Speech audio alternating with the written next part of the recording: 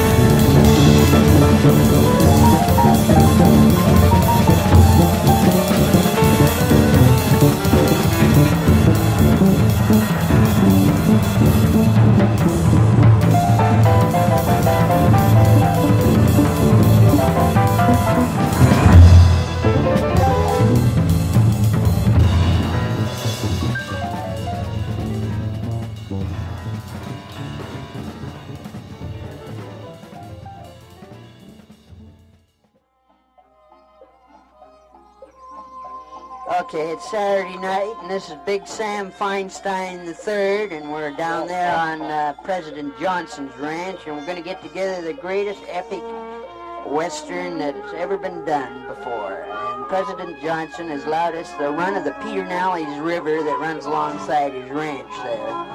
Right now, Bela Lugosi's having a swim, and Rin Tin Tin is flicking his tail out at Roy Rogers' great horse Pegasus.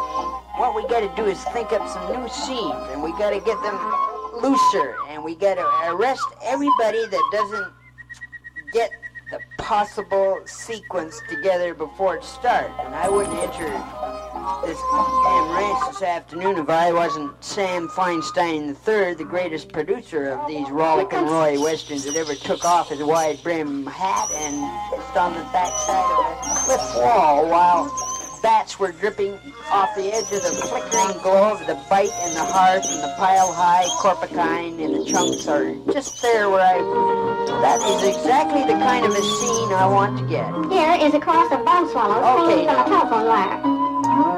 Okay, Roy, you get over here and get your horse. What's his name again? Trigger. Okay, get him here and bend his tail a little bit. It's not bent enough, Roy. Get that tail and bend that little tail until it's got the fullness of nervous exhaustion. Now, all horses should have her. We can't get on with this scene because we got this wounded Squilax warrior here that's going to look at that bent tail and he's going to run back right into the Philadelphia.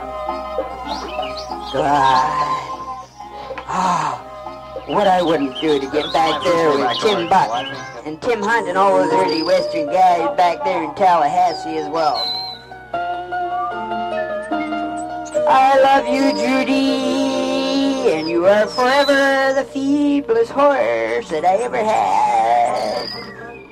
You took a spell and you didn't know that your back was broken before you